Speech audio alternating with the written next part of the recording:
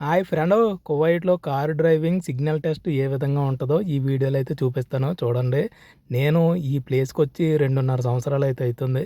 మా సార్ వాళ్ళ అబ్బాయిని డ్రైవింగ్ టెస్ట్‌కైతే తీసుకొచ్చాను ఈరోజు. కువైట్ దేశంలో కార్ డ్రైవింగ్ లైసెన్స్ తీసుకోవాలంటే కంపల్సరీగా సిగ్నల్ టెస్ట్ అనేది పాస్ అవ్వాలి. చూడండి, ఇది వచ్చేసి సిగ్నల్ టెస్ట్‌కి సంబంధించిన ఆఫీసు. ఇంగ్లీష్‌లో కూడా ట్రాన్స్‌లేట్ ఉంటది. మనకి ఎటువంటి ప్రాబ్లమ్ అయితే ఉండదు.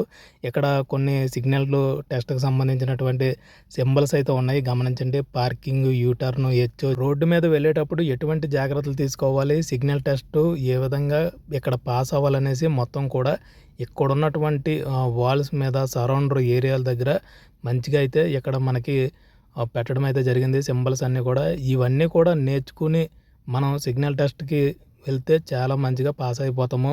చూడండి, అన్నీ కూడా ఉన్నాయి. నో పార్కింగు, లెఫ్ట్, యూ టర్న్‌లు అన్నీ కూడా.